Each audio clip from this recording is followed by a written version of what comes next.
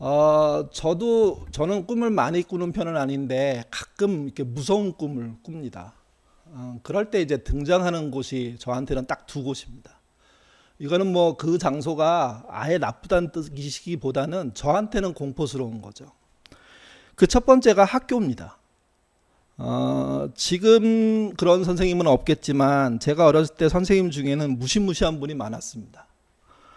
또 폭력으로 진짜 대수롭지 않게 쓰는 분들. 그러니까 이분들의 이렇게 인상, 얼굴은 자세하게 기억이 안 나는데 그분들의 행동이나 뭐 인상 이런 거 좀 아직도 기억이 나는데 그게 꿈에 가끔 나옵니다. 그럼 제가 식은땀을 비질비질 흘리는 상황이 되는 거죠, 이게. 한 번은 선생님이 우리가 물론 잘못했겠지만 선생님이 화가 나셔가지고 반 전체 아이들을 책상 위에 올라가서 무릎 꿇으라고 하셨습니다. 그리고 이제 그때 장면이 계속 반복되는 건데 저한테는 뒤로 가셔가지고 대나무 걸레 자루를 팍 부러뜨려가지고 갖고 나와서 허벅지를 몇 대씩 때리셨습니다. 태어나서 처음으로 허벅지를 맞았는데 와, 그 아픈 게 얼마나 그 아프든지. 근데 더 무서운 건 이거예요.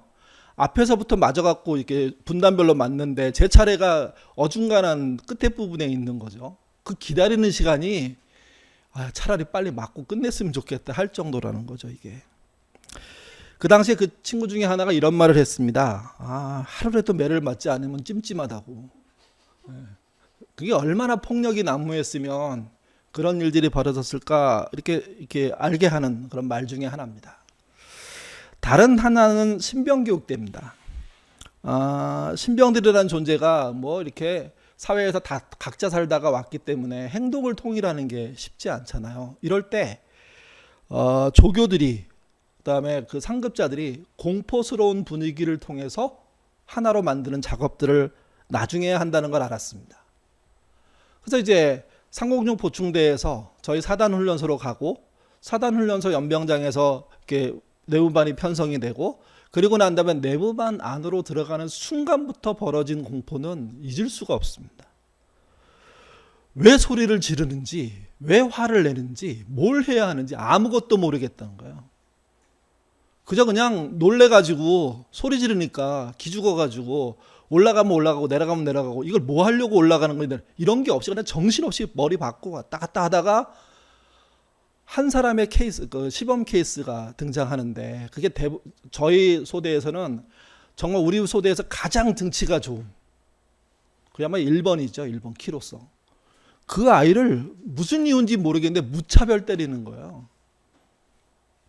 그걸로 그냥 사회에서 다양하게 살던 그 아이들 모두가 한마디에 움직이는 사람이 돼버리더라고요. 순식간에 이게. 예. 그 공포가 전 종종 꿈에서 나타납니다. 이수태 씨라고 하는 분이 나의 초라한 반자본주의라는 책에서 자기 훈련소 이야기를 해요. 그분은 논산훈련소 조교 출신인 것 같습니다.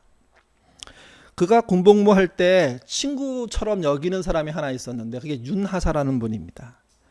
그는 성미는 좀 급하지만 그냥 평범한 고참이에요. 그러니까 기관병들이 모여있는 내무반에서는 나쁘지 않은, 어쩌다 좀 이렇게 일이 생기면 급해서 그렇지 나머지 모든 면에서는 무난한 그런 분인 거죠. 근데 그분이 이제 논산훈련소가 12개의 중대로 되어 있나 보죠. 저는 논산훈련소 출신이 아니어가지고 한 중대에 이제 그에게 신병이 들어오면 내무반장으로 이렇게 가서 일을 하게 되는 거죠. 그럴 때 그 내무반장으로서 하는 태도를 이 평상시에 평범한 윤하사를 알고 있는 사람이 볼 때는 너무 이상한 거예요. 저 사람이 저렇게 나쁜 사람은 아닌데 왜 신병이 있는 내무반에만 들어가면 저렇게 폭군이 될까? 왜 저렇게 진짜 한 번도 상상하지 못한 행동들을 할까? 그거를 자기가 우연히 지켜보면서 의문이 그렇게 생긴 거죠. 그리고 어느 날은 너무 심하게 하니까 이런 생각이 들었다고 써 있는데요. 내가 아는 윤하사 맞나? 그러다 어느 날 윤하사하고 둘이 대화를 하게 됐습니다. 본인도 조교를 해야 되는 사람이니까 서로 대화하면서 이런 얘기를 한 거죠. 소대원들을 훌륭하게 장악하는 방법이 뭐라고 생각하냐? 그랬더니 윤하사가 대답한 겁니다. 여러분 화면에도 나오고 설교안에도 있습니다. 같이 한번 천천히 우리 읽어보죠. 읽겠습니다.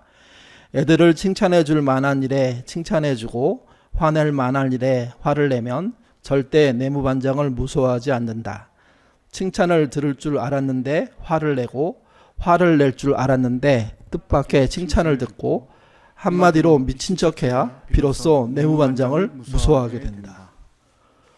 좋게 말하면 전략적으로 악해지란 얘기예요. 그래서 그들의 어떤 그 빈 공간을 찔러버리는 거죠. 상상하지 못했던 거, 그 사회에서 한 번도 생각해보지 못했던 부분을 찔러버리는 겁니다. 그러면 사람들은 저 사람이 어떻게 나올지 모르니까 가장 극도의 두려움에 빠지게 된다는 거죠, 이게. 생각해보면 다른 사람만 그렇게 하느냐? 그렇지는 않은 것 같습니다. 저도 때때로 전략적인 생각이라는 걸 하게 되는 사람입니다. 그럴 때 악한 전략을 짜가지고 악한 방식을 사용하게 되면 상대방이 긴장할 수밖에 없죠. 상대방이 심지어 공포를 느낄 수밖에 없지 않을까요, 이게? 그래서 이 부분이 효과적으로 그 사건들을, 그 과정들을 마무리 지었다고 하더라도 근데 하나 생각해 볼 필요가 있습니다. 과연 나에게 진짜 그게 유익이냐 하는 겁니다. 또 우리가 전략적인 행동을 했을 때 하나님께서 그것을 어떻게 보실 것이냐 하는 생각도 해볼 수 있는 거죠. 제가 고등학생 때 성경을 읽으면 위로가 된다는 말을 듣고 무작정 아무데나 펴서 성경을 읽은 적이 있습니다. 꽤 많이 그 시간 읽었는데 그때 저는 읽기 전에 이렇게 생각했습니다. 성경에는 수고하고 무거운 짐진 자들아 다 내게로 오라 내가 너희를 쉬게 하리라 하는 말씀과 같은 이야기들이 계속 써 있다고만 생각했습니다. 그런데 막상 제가 읽은 성경은 공교롭게도 그런 게 아니었습니다. 갈라디아서를 읽었는데 그냥 펴가지고 무슨 말인지 되게 모르겠더라고요, 대부분요. 그러다가 끄트머리에 가가지고 인내하고 인내해서 계속 이제 마지막 장으로 갔는데 6장에 가니까 한 말씀이 나한테 쏙 들어왔습니다. 그 말씀이 갈라디아서 6장 7, 8절입니다. 같이 한번 읽어보죠. 스스로 속이지 말라. 하나님은 업신여김을 받지 아니하시나니 사람이 무엇으로 심든지 그대로 거두리라. 자기의 육체를 위하여 심는 자는 육체로부터 썩어질 것을 거두고 성령을 위하여 심는 자는 성령으로부터 영생을 거두리라. 뒤에 8절의 말씀은 사실은 그 당시에 별 이해가 없었습니다. 근데 그 앞에 말씀이 저는 되게 힘들었습니다. 그러니까 지금 네가 고통을 당하고 있지 그거 자업자득이야 이렇게 말해주는 것 같았습니다. 충격이었습니다, 사실은. 위로받으려고 성경을 폈고 그때 어떤 전도사님이 성경은 아무데나 펴도 위로의 말씀이라 그랬거든요.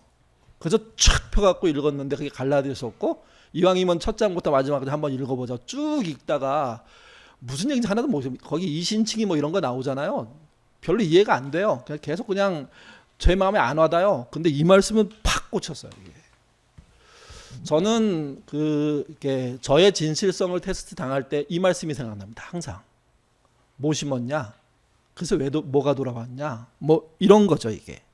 그리고 이 말씀에 대한 가위 눌림이라는 게 있습니다. 뭐 목사가 무슨 가위 눌림이 있겠냐 생각하는데 말씀이 그렇게 저한테 작동하는 게 몇 구절이 있는데 그 중에 하나가 이 구절입니다. 뭘 심었냐? 저한테 물어보는 거죠. 또 고등학교 때 설교를 들으면서 의문투성이 중에 하나는 그거였습니다. 히브리서 9장 27절인데요. 아주 유명한 구절이죠. 같이 읽겠습니다. 한 번 죽는 것은 사람에게 정하신 것이요 그 후에는 심판이 있으리니. 예, 심판이 명확하게 있다는 겁니다. 사실은 갈라디아서 6장 7, 8절도 심판에 관련된 이야기로 봐도 무방합니다. 심는 대로 거둔다는 거죠. 똑같이 죽음 앞에서도 심판이 이루어진다 하는 이야기를 하는 거예요. 제가 고등학교 때 뭐 많이 성경을 읽은 건 아니지만 그렇게 성경을 읽으면서 결국 저의 마음속에 쌓인 성경에 대한 이미지는 공포였습니다. 또는 잔인함이었습니다. 뭘 하나님은 이렇게 냉정하시냐? 왜 가서 막판에 내가 너 심판할 거야? 이런 공포 분위기를 조성하시냐? 뭐 이런 거죠. 그래서 한동안 은혜가 안 됐습니다. 물론 나중에 수련회 가서 저희 전수사님이 설명해 준 복음에 의해서 제가 여러 가지를 배우게 되고 여러 가지 어떤 경험들을 하면서 좋아졌지, 그때는 하나님이 은혜로운 하나님이 아니었고요, 무서운 하나님이었던 겁니다. 그렇다면 왜 은혜로운 하나님에 대한 이야기만 성경이 하지 않고 무서운 하나님에 대한 이야기를 하고 있을까요? 무서운 하나님에 대한 이야기는 우리에게 뭘 보여주려고 하는 걸까요? 제 해석이 아니고요, 팀 켈러의 해석입니다. 같이 읽어보겠습니다. 마지막 심판이 없다면 행할 수 있는 일은 단 두 가지뿐이다. 소망을 완전히 잃어버리거나 복수에 나서는 것뿐이다. 요즘 읽은 이야기지만 이 말에 저는 동의합니다. 하나님이 물론 이걸 이런 식으로 생각하시기 위해서 작전을 짜고 전략적인 사고를 하신 것은 아니라고 생각합니다. 명확하게 심판이 필요한 것이고 그래야 옳은 것이라고 생각하시기에 그렇게 하셨겠죠. 사람이란 존재가 금요일 밤에 말씀드렸지만 자기 소견에 오른 대로 사는 존재입니다. 자기 집에서 그렇게도 살고 자기 직장에서도 그렇게 살지만 문제의 심각함은 성막에 올라와서도 그렇게 살 수 있는 존재라는 거죠. 그 사람이 일반 평민이든 그 본문에 따지면 아니면 제사장이든 아니면 다른 사람이든 똑같이 자기 소견에 오른 대로 살고 있었던 시대라는 거죠. 한나라는 사람의 위대함은 자기 소견에 오른 대로 살 수 있는 아들을 얻게 된다면 자기 소견에 오른 대로 살지 않겠노라고 얘기하는 것에 있다고 말씀을 드렸습니다. 그래서 한나가 대안이 되는 사람이 된 거고, 한나를 수많은 사람들 중에 사무엘서의 저자가 집중한 거죠. 그리고 그분의 이야기로 새로운 세상이 시작되고 있음을 보여준 겁니다. 여러분 생각해 보십시오. 하나님께서 타락한 사람을 망하도록 두는 것은 저는 당연하다고 생각합니다. 그게 옳은 거라고 생각합니다. 하나님께서 타락한 사람을 책임질 필요가 있습니까? 스스로 떠난 건데. 물론 그렇다고 해서 하나님이 아무 일도 안 했냐? 아니요. 끊임없이 권유하지 않으셨습니까? 잘못 가는 길을 막아서지 않으셨습니까? 수많은 메시지를 주지 않으셨습니까? 근데도 그리 갔으면 대가를 치르는 게 맞죠. 어떤 분은 그러더라고요. 사람이 실패한 게 하나님께 불명예가 된다고. 아니요. 하나님께 불명예가 되지 않고 자업자득이 되는 겁니다. 사람에게. 스스로 잘못하고 스스로 벌을 받는 건 여러분 성경에 있는 정신입니다. 우리는 은혜를 너무 크게 생각해가지고 그런 정신이 없다고 생각해요. 그런 정신은 있는 거고 그런 정신을 뛰어넘는 은혜가 있는 거죠. 저는 이렇게까지 생각합니다. 사람이 죄를 짓고 망하는 것 당연해 보이는데, 고난당하고 포기하는 것, 그리고 어쩌면 있을 수밖에 없는 일인데, 어쩌면 하나님이 그 일을 자신의 불명예로 생각하고 있는 것 같다. 그래서 자신의 아들을 보내서 대신 십자가를 지고 사람을 살려내는 길을 선택한 거 아닌가 하는 생각을 합니다. 그러니까 그 은혜가 크니까 그 앞에 벌어지는 당연한 벌받음에 대해서는 아무 생각이 없는 거죠. 그래서 은혜가 남용되면 은혜가 은혜되지 못합니다. 이걸 누군가 그랬죠. 값싼 은혜라고요. 싸구려가 되는 겁니다. 본질은 빠지고 진짜 챙겨야 될 건 놓치고 그저 그냥 덮는 것만 생각하는 일들이 벌어지는 거죠. 근데 하나님은 그럼에도 불구하고 자신에게 불명예가 안 되는 그 일에 명예를 거셨습니다. 그리고 당신의 아들을 보내주셔서 그 모든 끝장난 인생들을 살려내는 길들을 열어주신 거죠. 그게 십자가 은혜 아니겠습니까? 이 사실을 오늘 본문은 바울의 입을 통해서 다시 한번 우리에게 말합니다. 히브리서 4장 13절에서 16절입니다. 우리 천천히 같이 한번 읽어보죠. 읽겠습니다. 지으신 것이 하나도 그 앞에 나타나지 않음이 없고 우리의 결산을 받으실 이에 눈앞에 만물이 벌거벗은 것 같이 드러나니라. 잠깐만 보시면요. 한마디로 하나님의 심판은 피할 수 없다 이렇게 말합니다. 아무리 발부동 쳐도 우리는 하나님께서 말씀하신 법에서 벗어날 수 없다. 그러니 심판이 있음을 기억하라는 거죠. 14절 같이 읽겠습니다. 그러므로 우리에게 큰 대제사장이 계시니 승천하신 이 곧 하나님의 아들 예수시라. 우리가 믿는 도리를 굳게 잡을지어다. 앞에서 심판을 얘기한 바울은 바로 뒤에서 그러나 길이 있다고 얘기합니다. 그것은 결국 예수 그리스도를 붙잡는 겁니다. 심판의 상황을 접할 수밖에 없는 자들에게 희망이 있다는 거죠. 소망이 있다는 거죠. 그 소망은 무엇이냐? 하나님께 자유롭게 나가서 우리를 변호해 주시는 예수님이라고 얘기하고 있습니다. 다시 15절 이하 16절까지 읽어보겠습니다. 우리에게 있는 대제사장은 우리의 연약함을 동정하지 못할 리가 아니요 모든 일에 우리와 똑같이 시험을 받으신 이로되 죄는 없으시니라. 그러므로 우리는 긍휼하심을 받고 때를 따라 돕는 애를 얻기 위하여 은혜의 보좌 앞에 담대히 나갈 것이니라. 예수님은 우리의 현실에 무관심한 분이 아닙니다. 모든 상황을 이해하시고 동정 못할 일이 없다고 그 본문은 말해주고 있습니다. 이 말은 심판의 상황까지 처할 수밖에 없는 인간이지만 그건 역시 이해할 수 있는 분이 누구냐? 그분이 예수님이라는 겁니다. 근데 그 예수님께 나아가는 우리는 최소한의 것을 해야 되는 거죠. 끝까지 마음대로 살고 난 다음에 마지막 심판받을 때 용서해 주세요. 이렇게 말해서는 안 될 거라고 생각합니다. 물론 사람이란 존재가 앞날 예측하지 못하고 마음대로 살다가 갑자기 심판을 당하는 일들이 벌어질 때 그때 사실은 용서해 주세요 하고 끝내고 싶은 마음들이 있죠.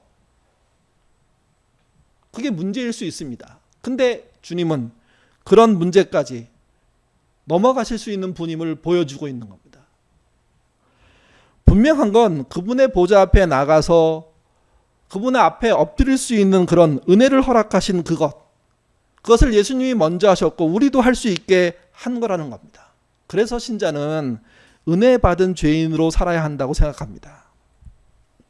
그러면 이제 은혜 받은 죄인으로 산 우리가 할 수 있는 일이 뭘까요? 물론 무지 많습니다. 어렵지만. 오래전 논산훈련소에서 있었던 일입니다. 앞에 논산훈련소 얘기했으니까 뒤에도 하죠. 12개의 중대가 있는데 거의 똑같은 모양으로 지어져 있잖아요. 군대 막사라는 게. 그래서 모 중대에 화장실 유리창 하나가 분실당했습니다. 군대에서 물건을 잃어버리면 어떤 일이 벌어집니까? 여기 군대 갔다 오신 분들 생각보다 많은데요. 어떤 일이 벌어지셨습니까? 여러분의 부대에서? 그대로 채워놔야 되잖아요. 그대로. 그러니까 당연하게 잊어버린 중대에서는 그날 저녁에 다른 중대 창문 띄어다가 자기 중대에 붙였습니다. 그냥. 그러니까 그 중대가 또 난리가 난 겁니다. 창문이 하나 없어져가지고.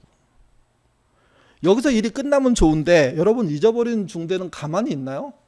그래서 다음날 화가 난 중대장이 중대원들 집합시켜가지고 기합 주고 훈련병들 쪼아가지고 다음날 저녁에 특공조를 만들어가지고 다른 중대에 쳐들어가서 다시 그거 하나 뽑아다가 원상복구 시킨 거죠. 이게. 그랬더니 3번 이런 일이 발생했더니 12중대 안의 분위기가 뒤숭숭해졌습니다. 전부 다 긴장 상태가 된 겁니다. 그래서 12중대 모두가 각자 회의를 작전을 짜가지고 잃어버린 쪽은 갖다 채우는 작전을 있는 쪽은 지키는 작전을 그래서 그날 저녁에 어떤 일이 벌어졌냐면 동초들이 생긴 거예요. 그런 게 없었는데 그래서 막 그 두 명씩 잠도 못 자고 화장실 주변을 왔다 갔다 하는 일들이 벌어진 거죠. 이게. 그래서 그날 밤은 무사히 보냈어요. 근데 언제 문제가 생기냐면 낮에 문제가 생긴 겁니다. 밤에 그걸 못 채운 부대원들이 어떻게든 채워야 되니까 낮에 그렇게 위험한데 그럼에도 불구하고 그걸 갖다가 자기 중대에다가 채워놓은 거죠. 이게.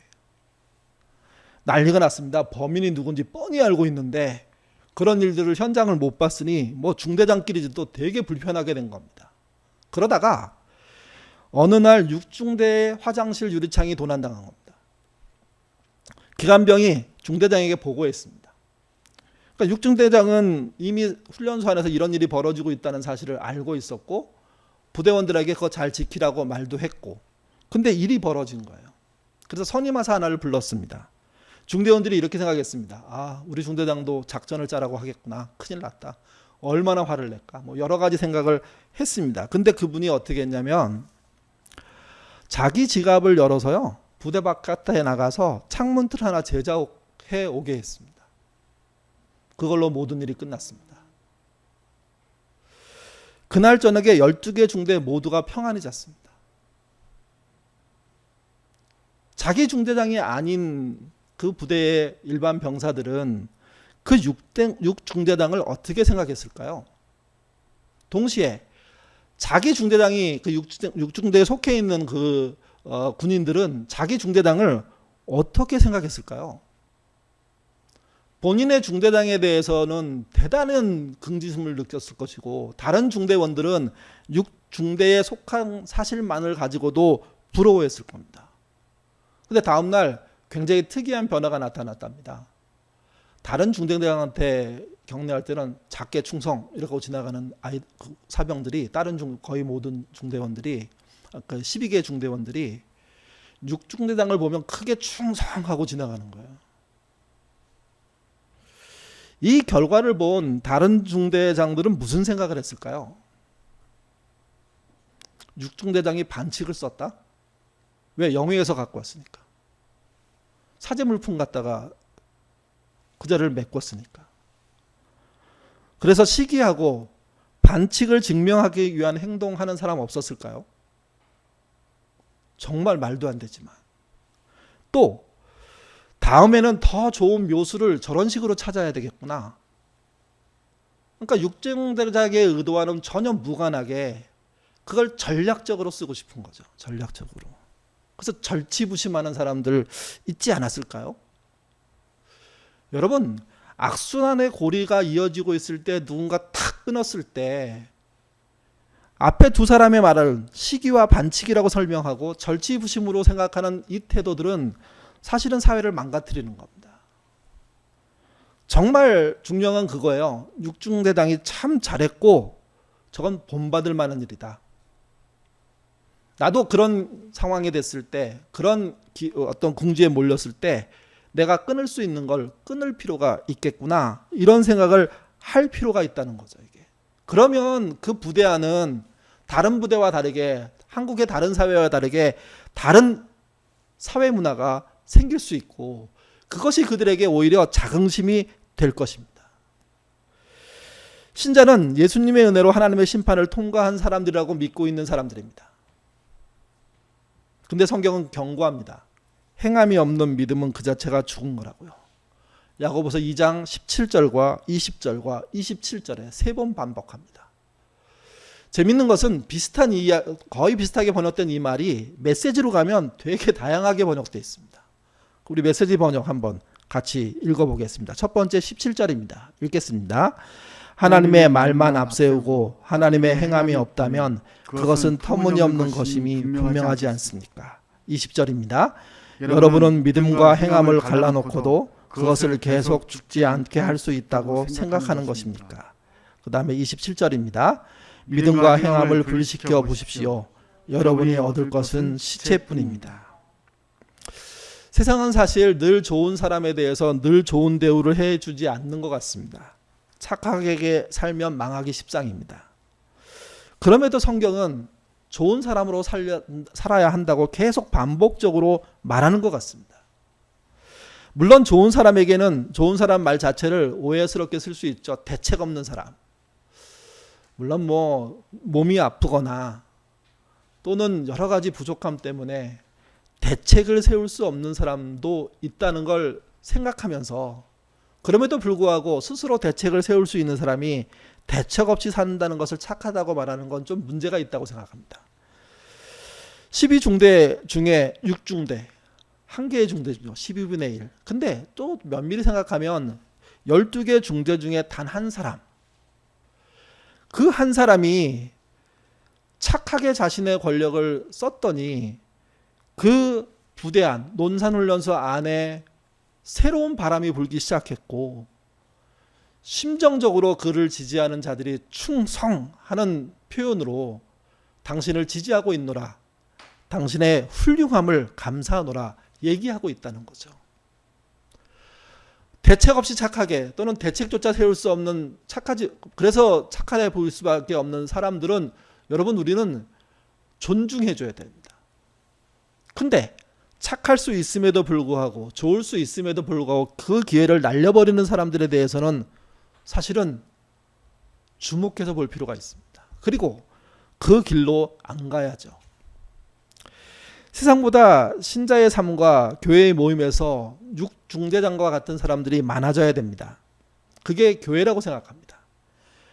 우리가 누군지도 모르는 육중재장을 계속 얘기하고 있는 건 물론 우리가 아니라 제가 얘기하고 있지만 그 사람이 악순환의 고리를 끊음으로 12중대에 속해 있는 수많은 기관병과 수많은 훈련병을 해방시켰기 때문입니다. 우리에게도 그럴 기회가 올 수 있다는 거죠. 이게 아마도 10월달 또는 11월달이 되면 또는 연말로 가면 코로나로 인해서 멈췄던 교회 모임들이 회복될 거라고 생각합니다. 뭐 그때 안 될 수도 있죠. 앞은 모르는 거니까. 근데 여러분, 회복되더라도 이 사회가 여전히 악순환의 고리를 끊지 못하는, 교회가 그런 역할을 하지 못한다면 그렇게 모이는 교회가 무슨 의미가 있을까요?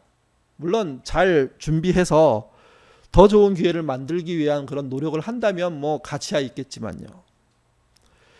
반대로 코로나가 지속된다고 하더라도 그 안에 모여있는, 아니 심지어 모이지 못함에도 불구하고 악순환의 고리를 끊을 용기를 가진 사람들이 행동에 나선다면, 그렇게 한다면 마스크로 인해서 힘들지만, 만날 수 없어서 지치지만 소망은 커질 수밖에 없습니다.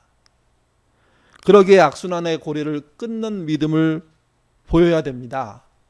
중요한 건 그게 우리가 심판을 통과하도록 약속해 주신 하나님의 뜻이 아닐까 합니다.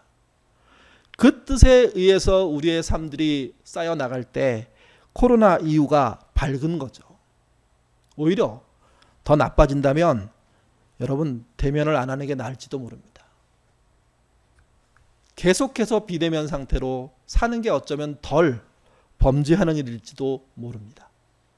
그렇게 되지 않도록 우리가 쓸 수 있는 그런 역량을 악순환의 고리를 끊는 일에 쓰시는 저와 여러분 되어주시기를 주님의 이름으로 부탁드립니다.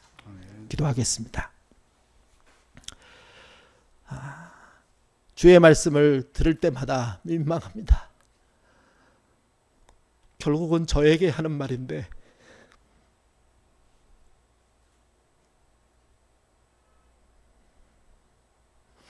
악순환의 고리를 끊는다는 이 말이 멋있는 말이 아니라 제가 할 수 있는 말이 될 수 있도록 하나님 인도하여 주옵소서. 진짜 교회다운 교회를 세우려고 애쓰지만 우리는 그러지 못할 경우도 참 많습니다. 우리들의 실수를 드러내는 일들을 할 때 그 실수를 드러내는 이유보다는 다른 점에서 문제들이 생기는 걸 보고 있습니다. 그건 역시 우리의 부족함 때문이라고 생각합니다. 심판받아 마땅한 저희기에 또 우리기에 이런 일들이 더 발생할 수 있음을 저희가 보게 됩니다. 억울함도 있고 변명하고 싶은 마음도 있지만 그것보다는 이것이 또한 우리의 삶 속에 주는 그런 메시지가 무엇인지를 먼저 생각해 볼 수 있도록 도와주옵소서. 그래서 마음에 안 드는 해답이라고 하더라도 하나님이 선하심을 믿고 또 그렇게 인도해 가신다는 그런 확신을 가지고 그 일을 통해서 악순환의 고리를 한 번이라도 더 끊는 우리가 될 수 있도록 주님 인도하여 주옵소서. 은혜가 은혜 되게 해야 된다는 말이 있습니다. 은혜를 주시지만 은혜를 받은 자가 은혜롭게 못 쓰면 그것 또한 은혜가 사라지는 일들이 벌어지기 때문입니다. 신자란 예외 없이 은혜 받은 자 아닙니까? 그 은혜 받은 자의 삶을 어떻게 살아야 할지 이번 한 주 동안 또 묵상하고 또 적용해보고 또 다시 생각해보는 그런 삶 반복할 수 있도록 도와주옵소서. 그러나 주님, 진실되게 노력하고 애쓰는 사람들이 늘 피해받지 않도록 도와주옵소서.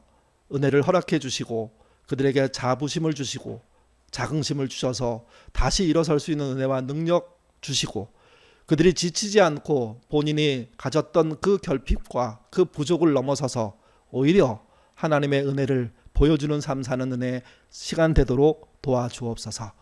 예인교회도 하나님 그렇게 지켜주시옵소서. 저희들이 몸부림치고 교회를 교회답게 만들기 위해서 노력했지만 여전히 많은 성과도 없고 부족함 투성이입니다.